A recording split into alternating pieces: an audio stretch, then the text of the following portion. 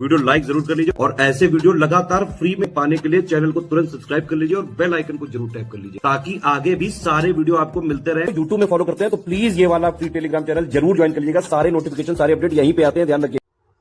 नमस्कार दोस्तों, स्वागत है आप सभी का ROI study for civil services पर। मैं अलका पांडे। तो दोस्तों हम लोग देख रहे हैं पॉलिटी की लिस्टिंग, जो कि आपकी यूपी PCS की परीक्षा, समीक्षा अधिकारी की परीक्षा, साथ में आपका जो BPSC का एग्ज़ाम होने वाला है, राजस्थान PCS का एग्ज़ाम होने वाला है। इसके अलावा जितने भी अदर PCS होते हैं, जैसे छत्तीसगढ़ का हुआ, उत्तराखंड है, MP है, या फिर जो भी एग्ज़ाम जिसमें GS का वेटेज होता है, उन सभी के लिए बहुत ही ज़्यादा इम्पॉर्टेंट है। ठीक है, तो चलिए शुरू करते हैं पॉलिटी की लिस्टिंग से, जिसमें हम लोग पहले ही 1 से लेकर के सारे अनुच्छेद देख चुके हैं, अनुसूचियां पढ़ चुके हैं। आज हम लोग देखेंगे मूल अधिकार। ठीक है, हम सभी को पता है मूल अधिकार हमारे संविधान के अनुच्छेद 12 से लेकर के 35 में है। अब मूल अधिकारों में आप देख लीजिए, सबसे पहले तो आता है समता का अधिकार, जो कि अनुच्छेद 14 से लेकर के 18 में है। अनुच्छेद 14 में कहा गया कि विधि के समक्ष समता और विधियों का समान संरक्षण। ठीक है, अनुच्छेद 15 में धर्म, मूल, वंश, लिंग और जन्म स्थान के आधार पर विभेद पर प्रतिषेध है। लोक नियोजन के विषय में अवसर की समता अनुच्छेद 16 में दी गई है। अस्पृश्यता का अंत और उसका आचरण निषिद्ध अनुच्छेद 17 में। सेना या विद्या संबंधी सम्मान के लिए सभी उपाधियों पर रोक। ठीक है, ये अनुच्छेद 18 में है। ठीक है, तो ऐसे आप देख लीजिए जो समता के अधिकार में क्या क्या दिया गया है। विधि के समक्ष समता, विधियों का समान संरक्षण 14। ठीक है, धर्म, मूल, वंश, लिंग, जन्म स्थान के आधार पर जो विभेद होता है वो अनुच्छेद 15। अवसर 16 में है। अस्पृश्यता का अंत 17 में है। और टाइटल्स वाला यानी उपाधियों पर रोक जो है ये 18 में है। ठीक, फिर आगे बढ़ते हैं। समता के अधिकार के बाद आता है स्वतंत्रता का अधिकार, जो कि अनुच्छेद 19 से लेकर के 22 तक है। तो इसमें अनुच्छेद 19 में दिया गया कि 6 अधिकारों की सुरक्षा है। वाक एवं अभिव्यक्ति, सम्मेलन, संघ, संचरण, निवास और वृत्ति। ठीक है, ये 6 अधिकारों की सुरक्षा दी गई है। अनुच्छेद 20 में अपराधों के दोष सिद्धि के संबंध में संरक्षण अनुच्छेद 20 में है। अनुच्छेद 21 जो है प्राण एवं दैहिक स्वतंत्रता का संरक्षण है। 21 का प्रारंभिक शिक्षा का अधिकार। 22 में कुछ दशाओं में गिरफ्तारी और निरोध से संरक्षण, यह अनुच्छेद 22 में है। तो इस तरीके से अनुच्छेद 19 से लेकर के 22 तक स्वतंत्रता का अधिकार है। आगे बढ़ते हैं। आगे आता है शोषण के विरुद्ध अधिकार, अनुच्छेद 23 और 24, जिसमें अनुच्छेद 23 में कहा गया बालात श्रम का प्रतिषेध, और अनुच्छेद 24 में है कारखानों आदि में बच्चों के नियोजन का प्रतिषेध। ठीक, फिर आती है धर्म की स्वतंत्रता का अधिकार, अनुच्छेद 25 से लेकर के 28 तक। तो इसको भी देख लीजिए। अनुच्छेद 25 में कहा गया कि अंतःकरण की और धर्म के अबाध रूप से मानने, आचरण और प्रचार करने की स्वतंत्रता। ठीक है, फिर अनुच्छेद 26 में धार्मिक कार्यों के प्रबंध की स्वतंत्रता। अनुच्छेद 27 कहता है किसी धर्म की अभिवृद्धि के लिए करों के संदाय के बारे में स्वतंत्रता। अनुच्छेद 28 कुछ शिक्षा संस्थानों में धार्मिक शिक्षा या फिर धार्मिक उपासना के उपस्थित होने के बारे में स्वतंत्रता। ठीक है, तो ये सारी स्वतंत्रताएं जो है 25 से 28 वाली ये धर्म की स्वतंत्रता है। फिर आगे बढ़ते हैं। अगला आता है आपका संस्कृति और शिक्षा संबंधी अधिकार, अनुच्छेद 29 और 30। अनुच्छेद 29 में कहा गया कि अल्पसंख्यकों की भाषा, लिपि और संस्कृति की सुरक्षा, और वहीं अनुच्छेद 30 में कहा गया है कि शिक्षा संस्थाओं की स्थापना और प्रशासन करने का अल्पसंख्यक वर्गों का अधिकार। तो ये दोनों जो आर्टिकल हैं अनुच्छेद 29-30 वाले, ये शिक्षा संबंधी हैं, अल्पसंख्यकों के संबंधित। ठीक है, तो उसके बाद आता है 32वां मोस्ट इम्पॉर्टेंट, ये है संवैधानिक उपचारों का अधिकार, अनुच्छेद 32।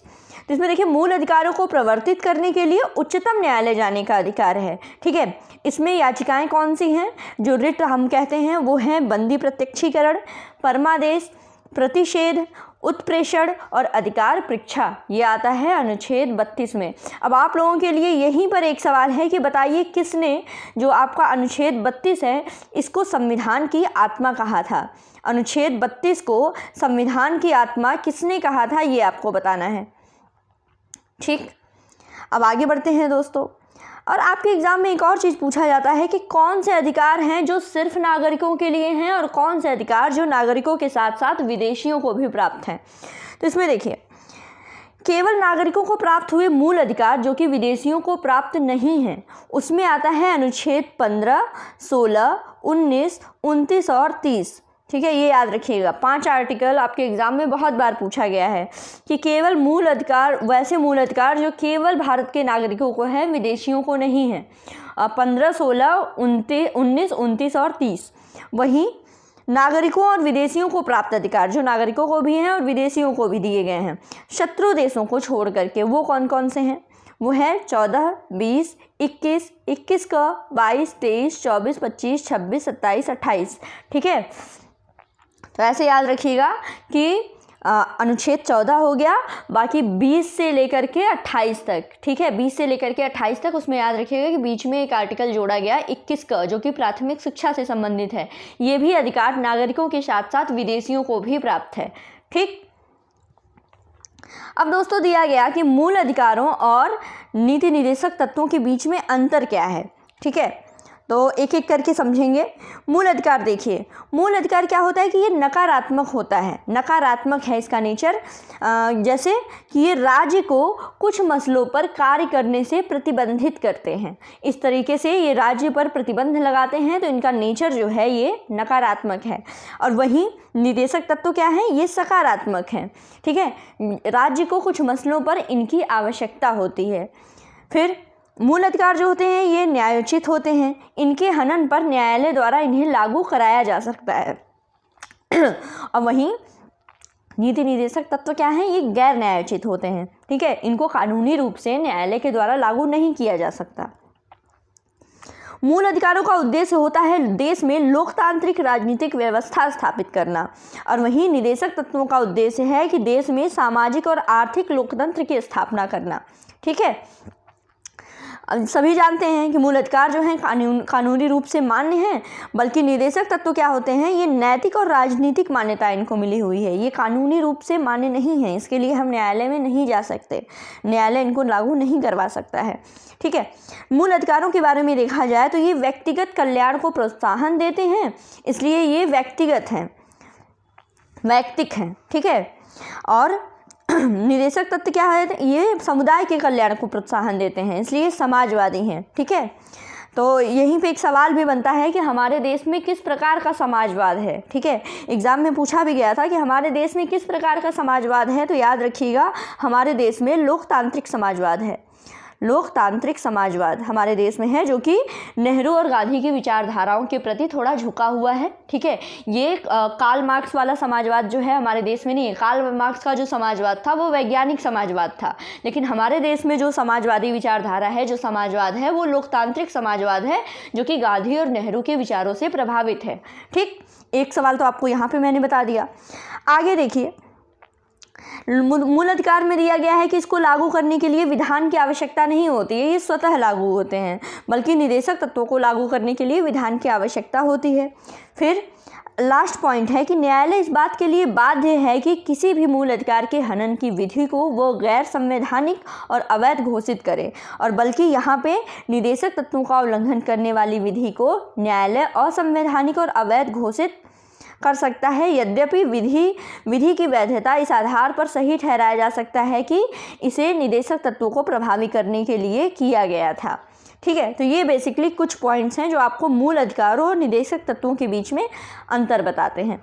ठीक है, आगे बढ़ते हैं। आगे देखिए, कुछ महत्वपूर्ण संविधान संशोधन के बारे में देख लीजिए, और आगे हम लोग नेक्स्ट वीडियो में उसको डिटेल में पढ़ेंगे। ठीक है, तो पहला संविधान संशोधन जो कि 1951 में हुआ था, इसमें क्या था कि इसमें 9वीं अनुसूची जो है इसको इंक्लूड किया गया।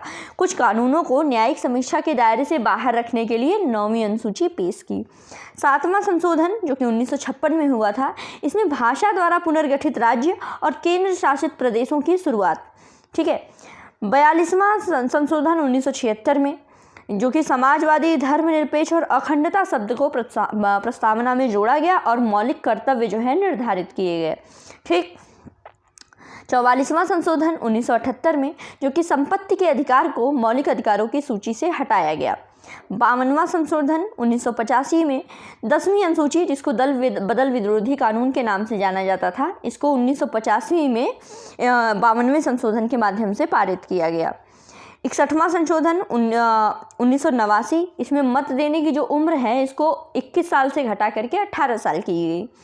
अब 73वां और 74वां संशोधन 1992, इसमें पंचायत और शहरी स्थानीय निकायों के लिए प्रत्यक्ष चुनाव। 86वां संशोधन 2002, इसमें 6 से लेकर के 14 साल के बच्चों के लिए मुफ्त और अनिवार्य शिक्षा। 101वां संशोधन 2016, जो कि GST से संबंधित है। 103वां संशोधन ये EWS से संबंधित है कि आर्थिक रूप से कमजोर सवर्णों के लिए 10% आरक्षण, ठीक है, जिसमें कौन से आर्टिकल सम्मिलित किए गए, EWS से संबंधित है article 15 sub clause 6, 16 sub clause 6, ठीक है, 15(6), 16(6) ये जोड़ा गया, EWS से संबंधित है। ठीक, तो दोस्तों ये हमने लगभग कर लिया, कुछ महत्वपूर्ण संविधान संशोधन थे, इसके बारे में डिटेल में हम लोग कल पढ़ेंगे, नेक्स्ट वीडियो में पढ़ेंगे। बाकी दोस्तों पढ़ते रहिए, मैं बार बार कह रही हूँ कि 22 तारीख को आपकी यूपी PCS की परीक्षा है। नेक्स्ट ईयर आपका 2-3 महीने के गैप पे फिर RO की परीक्षा हो जाएगी। BPSC की परीक्षा आपकी 15 दिन बाद होनी ही वाली है।